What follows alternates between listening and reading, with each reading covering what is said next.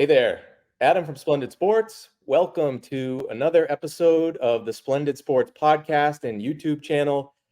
And this is, for me, with all due respect to everyone I've ever had on my channel, this is the most special moment for me because I have a hobby legend, and I'm so happy to say I'm with Mike Cramer of Pacific Trading Cards. Mike, how you doing? Thanks so much for coming on here with me.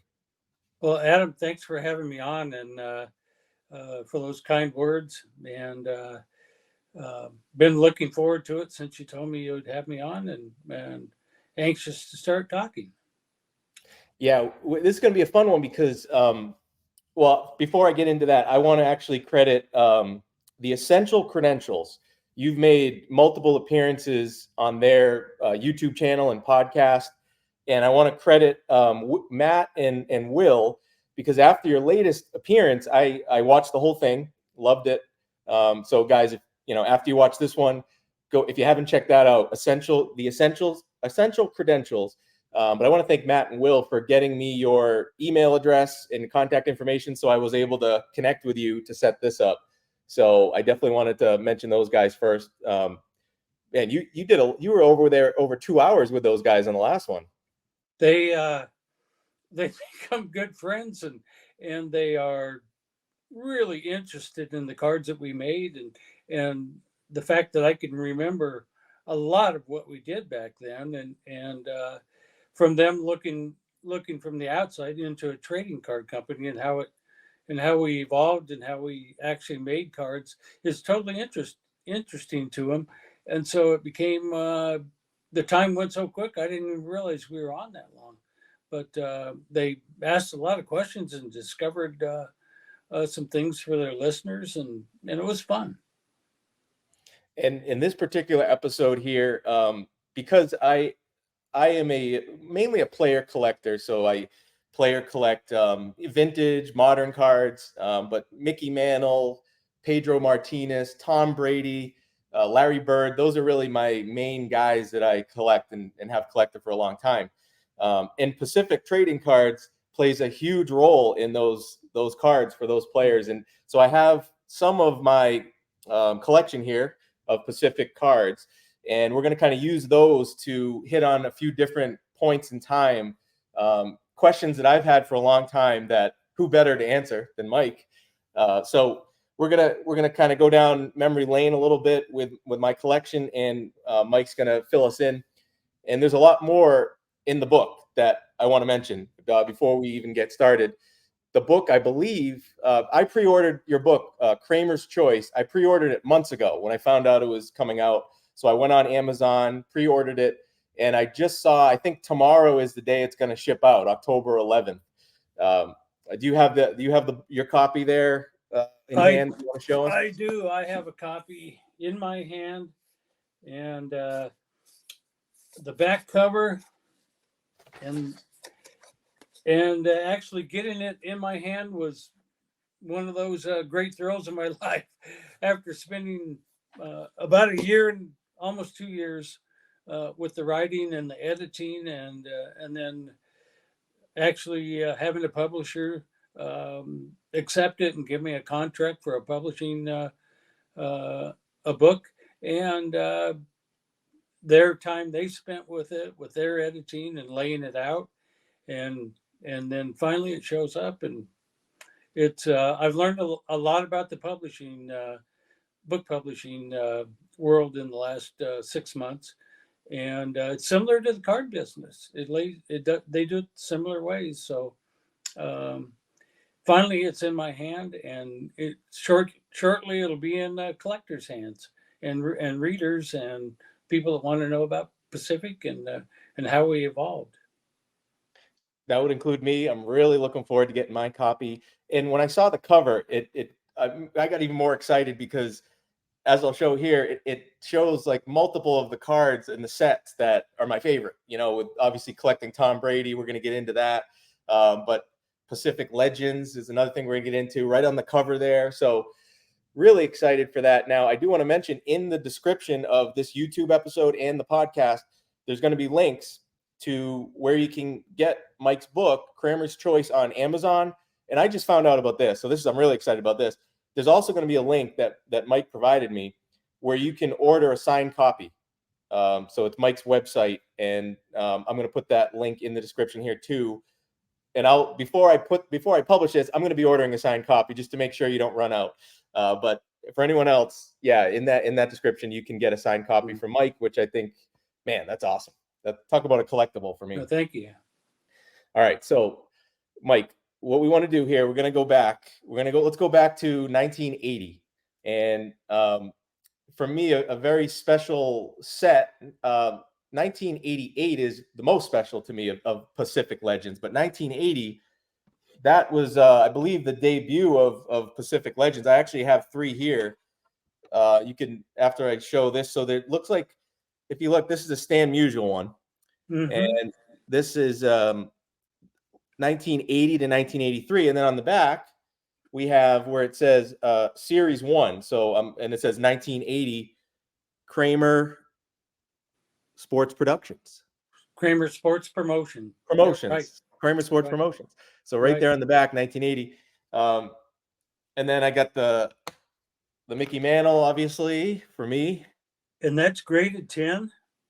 Yeah, so yeah, that's something about me. I love to collect these in graded form, and I was able to get them in high grades, which I'm very proud of too, because these are very hard to find in high grades.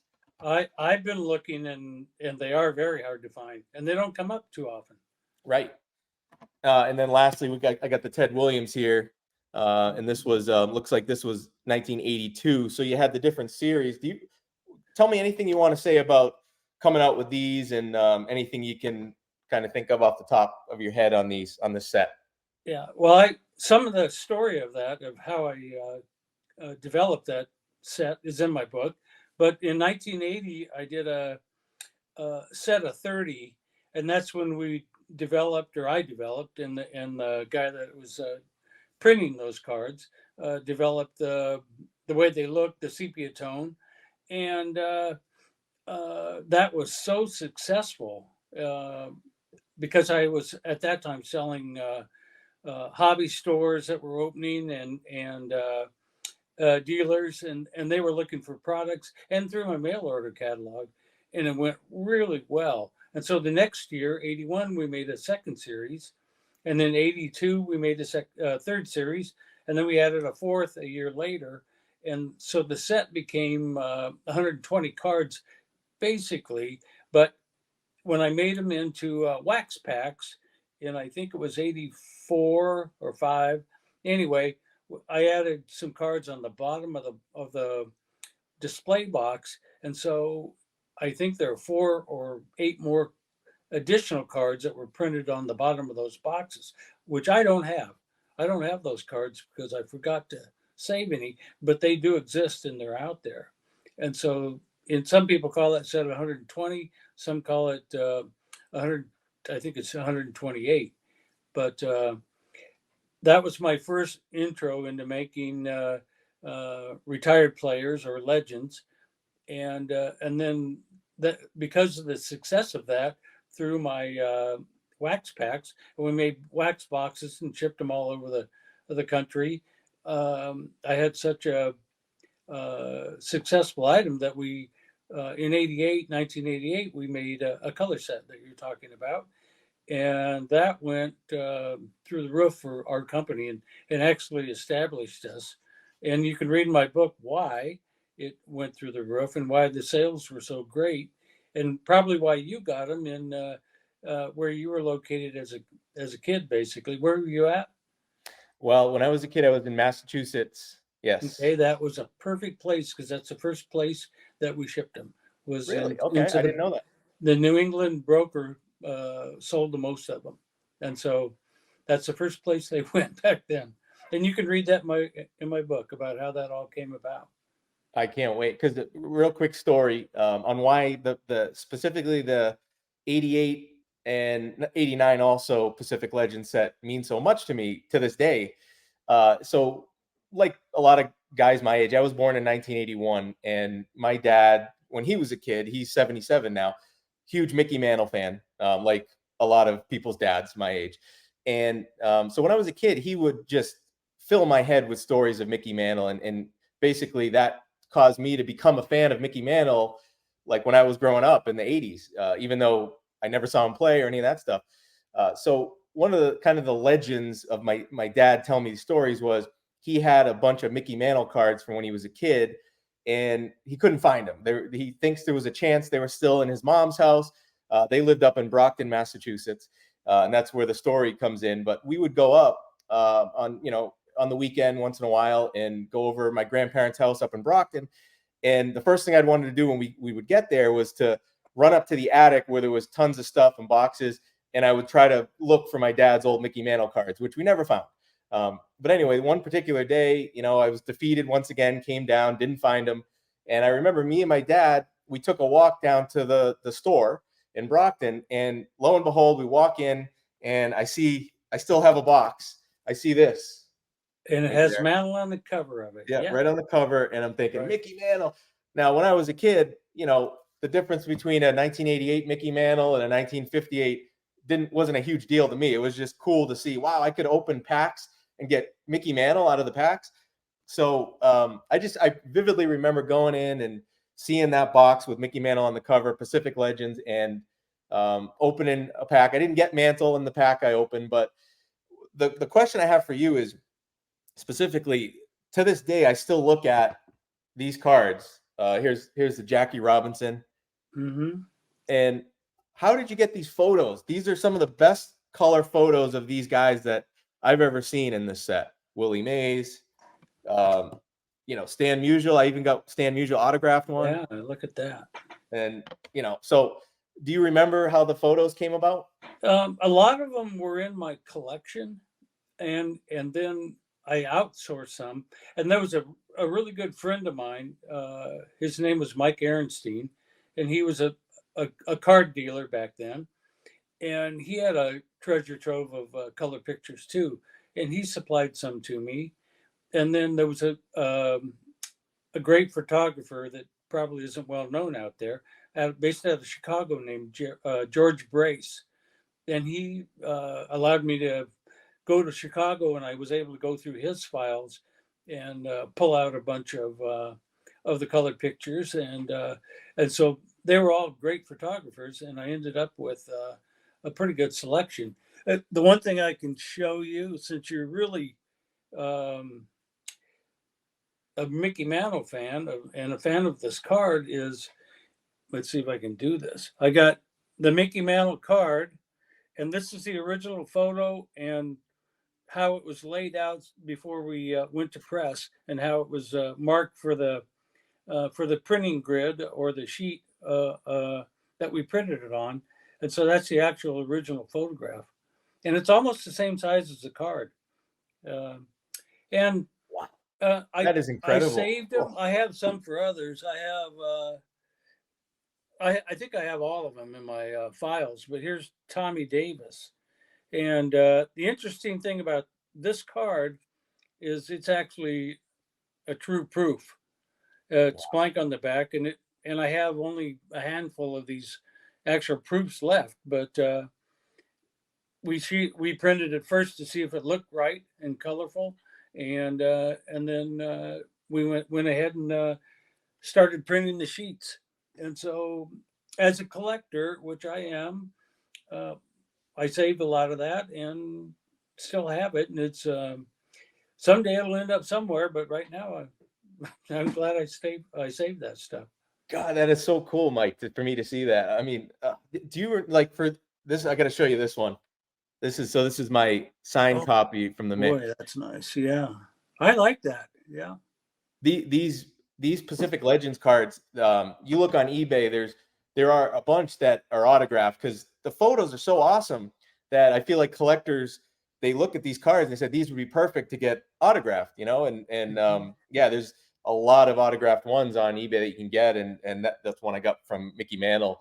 Do you remember like, where do you think he is? I've never seen this picture, because so many Mickey Mantle pictures you see on that go through reprints and so forth that get used over and over. I don't think I've ever seen this photo of Mantle like in any other places other than this card, unless I'm mistaken. But he's got his from one of his early years, because he's got the patch on his I think Right. it's That's actually, I 1952 believe, season from or 51. 1952, the Yeah, picture. yeah. And I can't remember the name of the photographer, but they used that picture in Sport Magazine Oh, back okay. in 1952, and it was so it was printed. If you have ever run into an old 1952 Sport Magazine, you'll see that picture in there. I'm gonna have to And look for that. that's one of them that I got from George Brace, because he had gathered up a bunch of old sport magazine photos that this particular photographer shot, who I can't remember his name right now, but he was one of the great sports photographers back then. It's just such a beautiful photo, like the blue sky, the everything about it for me is like for me, it's the best picture I've ever seen of the Mick. So that's why I And just love it so much. the autograph lays right in there perfectly too. Perfectly, yeah. Yeah, And then just real quick, 89, you got look at that photo of Clemente, just beautiful, great. beautiful photos. And then lastly, I remember this one especially too because this was on the cover of the 89 box, the Yeah, Reggie the Jackson. Reggie. Yeah. Always love that one too. All right, so where I want to go next is let's flash forward. Another guy that I collect is Pedro Martinez. So Pedro came into the league, 91, 92. But where I really like to start collecting his cards, and once we get into like, the mid to late 90s, where then we come across some of my favorite Pacific cards. This is what I want to get into. I want to talk about Pacific Prism specifically Mhm. because obviously we all know how popular Panini Prism is now. The first question I have for you is, can you connect the dots between Pacific Prism and the beautiful cards that you put out, Prism with an S, and now Panini Prism with a Z? Can you connect some dots there for us on how that lines together? Yeah, it's actually Prism was one of probably our flagship brand for Pacific also. And when I sold the brands to Playoff, it included Prism. And when Playoff sold the brands onto Panini, they also got Prism. It was the same brand we created, and I know why they changed the spelling, and that's because Prism, the way we spelled it, and by the way, Topps is using Prism now, the way we spelled it, but the way we spelled it was, um, from what we saw, was copyrighted by the people that made a prism of some sort, um, for probably for medical or whatever, but it had no relation to cards. And so we had checked it out and found out that didn't have any kind of conflict. But Panini probably looked at that and said they didn't want to mess with the conflict and changed the spelling.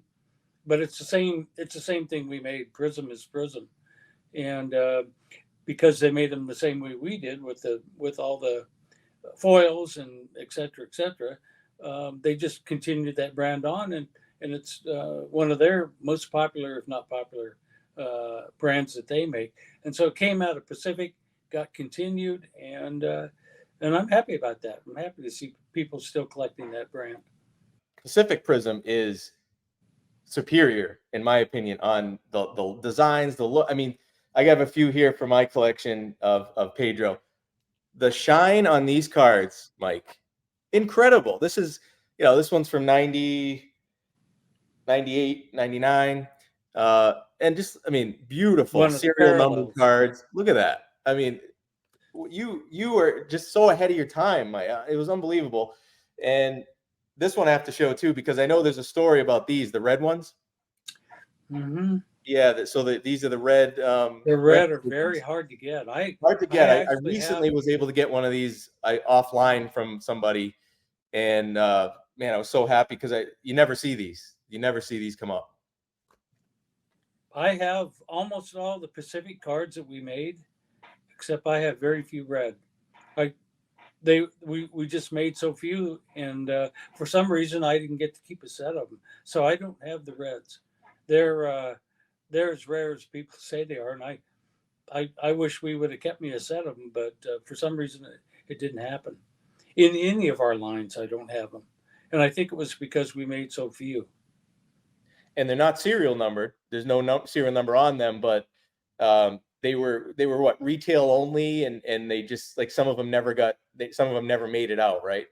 They only went in the Walmart product, Okay. and or the product that a company called Treat distributed for us, and so that's the only place they went. And I think the reason they don't show up that often is a lot of people that bought the cards at Walmart were not serious collectors back then, but mothers and fathers just buying a pack of cards to give to the kid, and they just never survived. The cards never survived.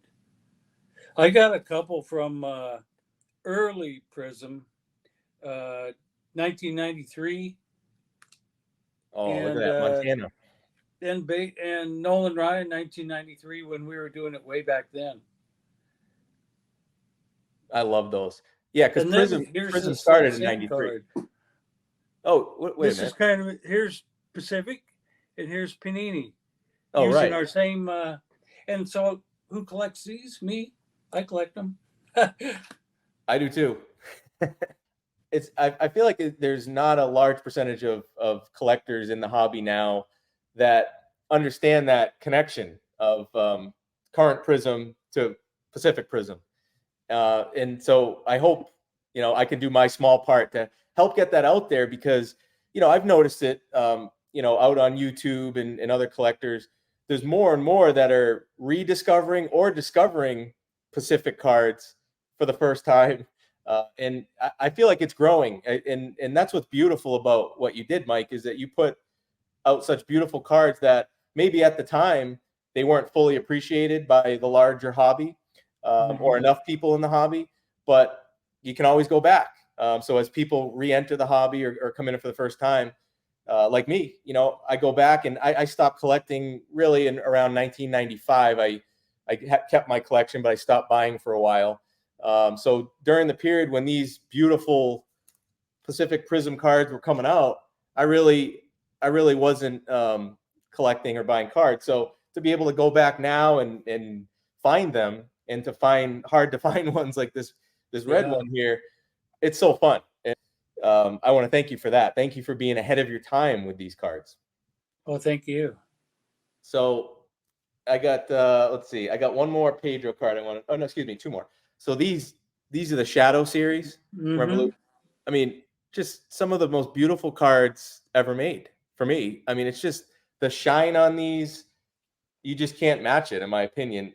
And then you get stuff like this with the die cut, the crown. Right. I Yeah. mean, these are serial numbered to 50. Just beautiful cards. And And that same design is being still made by Panini. Is exactly. exact same design. That one and the Crown Royale design, they're still using basically the same thing we did 30 years ago, or longer. I've got a couple of those somewhere, but you showed one. So, oh yeah, here I have the Gretzky um, Oh wow. Look die at that. cut, and same idea, great design, and it has lived on. That is such a beautiful card. And yeah, I think where I want to go next with this, I also mentioned I'm a Tom Brady collector, and I know that's going to be a big part of your book, Tom Brady and in the year 2000. 2000 was Tom Brady's rookie year for cards, and Pacific plays a huge role in that. So the first question I want to ask you is, what are your thoughts when you see what some of these Tom Brady Pacific cards are selling for now? Mind-boggling. Um, Even in my book, I make note that one sold for 117,000. I think it was a couple of years ago, but I took a picture of the sale on eBay when the card was finished getting bids, and blows me away, just like anybody. But he's the greatest football player ever, without a doubt. And in my book is in the back is a complete checklist, which I think is probably complete, but I mean, somebody might know one that I couldn't remember, but it's a complete checklist of the Pacific rookie Tom Brady cards, there's a lot of cards, different cards that we made, and of him, and the reason is in my book why we did him, why we added him to so many Pacific products, and it was because I saw him play, and I said this guy's going to be great, and we're going to put him in everything we can put him in, and we did, and he turned out to be uh, absolutely, you know, well, you know the story. He's the greatest football player ever. Period. But you and Bill Belichick might have been two of the only guys that had that feeling, because he was a 6th-round draft pick, 199th or whatever. So not everyone saw what you saw with that too. Did you remember? Do you remember watching him? Did you watch him play in college? I shot the East West Shrine game, Yeah. which was where they um, had all the seniors that were still trying to get notice, and the seniors that um, that went to that game were trying to show one more time that they could get picked up. But I saw him and I thought, boy, because I had shot Joe Montana and John Elway and Dan Marino, and I thought Brady had the same look, poise, and I thought, boy, this guy's got it, and he's real tall, and some of the other quarterbacks were like 6'1", and Right. he's towering over, and I thought this guy's got it, and so I stuck to my guns, and on making his card, blew me away. He got drafted so late in the draft that year, but um, I stayed with him, and even in 2002, when I was picking the Cramer choice players, I chose him, even though he only had basically a year under his belt, and I thought he was a great player. I probably or nobody ever thought he would do what he did, but I could see that he had the tools that are required for a quarterback to be that good, and he proved to it that he was. So, like for example, I love these cards. Look at this thing. Oh, that's a nice one. Is Look that at these. graded 9.5? Yeah. Yeah, yeah, Beckett Yeah. 9.5. But man, these die cut Crown Royale cards, rookie card Tom Brady. So Yeah. you were at the game. This game was at Stanford, 2000 East West Shrine Bowl. It was. You took this picture. I did take that picture. Yes, I That did. is that is I have so that awesome. picture. I kept all the photographs that were actually used on our cards. There, except for a handful. All the pictures that were used back to about 95 or somewhere in there are all in my library. And there's a little story in my book about when my son came over, and we were amazed by how much Tom Brady cards were selling for. And we looked at my binder with that set in it, and I said, I think I took that picture. And we went to the binder with the actual photographs, and it actually says Mike Cramer or Michael Cramer uh, on it. And I shot a lot of the pictures that we used from that game. Like this one, another one. Another This one I is one of shot. the most beautiful Brady rookie cards. There's just the whole design, and the fact that you took the picture too is like blowing my mind right now. It's so awesome. Yeah. That is so cool. And then I got one more that I had to show you here. I just think if you talk about a football card that tells a story, so this is 2000 Pacific Omega, Brady and Bledsoe on the same card, Mm-hmm. generations. If you remember this one, again, you took that Yes. photo of Brady. Yes, sir. I did. And if you think about what was to come based on this card, how he was going to take over for Bledsoe, and who would have thought, and what would have happened after. For me, this is like one of my favorite cards just because of the story you can tell about Brady and Bledsoe, just on based on one card. It's incredible. So I Because just love I Bledsoe love was a that one. great quarterback at that time anyway. I mean, he was frontline guy, Yep. and that's one of the problems everybody had is Brady didn't have a chance because Bledsoe had the job, and it was just I call it a twist of fate that happened that um, Bledsoe got hurt and Brady stepped up, and the rest is history. Well, my dad and I, we still joke about it because at the time we were on Team Bledsoe, and we were saying, Bledsoe shouldn't lose his job when he comes back. So we always laugh about how wrong we were, thinking about Yeah. it. And then I also have to mention this. So this is what's really interesting to me is, so 2000, like you said, Brady has 44 different base rookie cards, with Pacific having maybe 10 of those, 9 or 10 of those base cards. And then there's obviously parallels and inserts within that. But then you flash forward to the year 2001, which is like a lost year for Tom Brady cards. Tom Brady was only in 3 mainstream cards, or sets, in the year 2001. And one of those is this one here, 2001 Pacific Prism. This is one of my best cards, my favorite cards. This is his, remember this one? Oh yeah. This is his first game used memorabilia card, patch cards. So Right. Yeah. this is a game used jersey card from 2001 Prism Atomic. And just it baffles my mind that, yeah, he had so few cards in 2001, and thank you for making this one. Yeah. Yeah. Well, good to see that card. We talked about how, the hobby's really boomed over the last few years here, and one of the brands that is really, commanding huge prices is Fleer Skybox. So really at the same time when you were putting out these beautiful, fantastic Pacific cards and inserts, parallels, Fleer Skybox was putting out a lot of their cards that people are paying, in some cases, millions of dollars for. Precious metal gems and essential credentials, all these real high dollar cards. I wanted to ask you, what do you remember about that time period? Were you seeing what they were doing over at Fleer Skybox and what they were putting out, or anything along those lines that you can think of with that time period? I didn't really pay attention to what the other card companies were doing.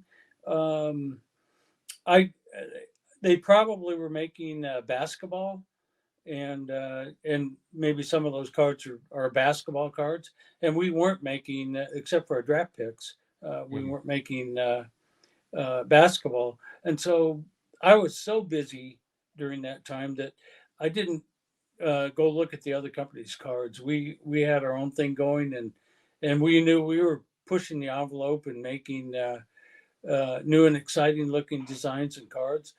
And it was, one of those things where you just get so busy that we didn't care what the other guy was doing. We knew we were on track for what we were making. And going back and looking at those days, the 1990s have some of the greatest Hall of Fame players that ever lived in baseball and football and hockey and basketball.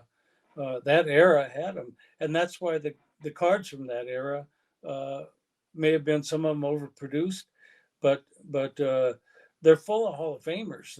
If you buy a box, you get 30 or 40 Hall of Famers out of a box, and so what other era can show those, and those Hall of Famers are some of the greatest.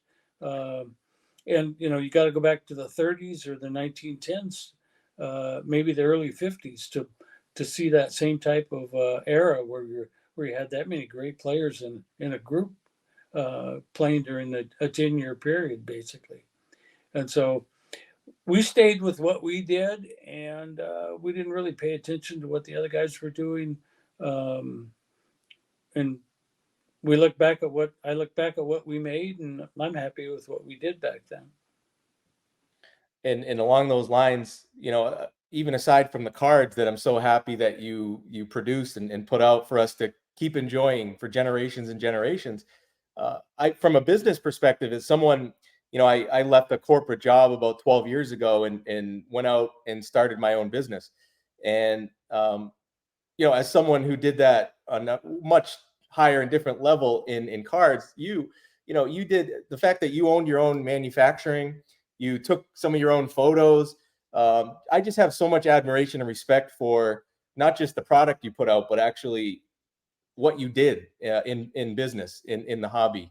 It's incredible to me. So I just want to say that and thank you again for everything that you've done so far in the hobby. And again, guys, I'm going to put the link to his book on Amazon, and also the place where you can get an autographed copy, which I will for sure be going to. So I'll have 2 copies, one from Amazon and one that's signed.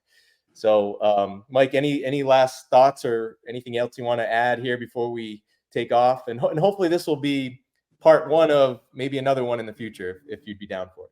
If you want to have me back, I'd be glad to have you be back.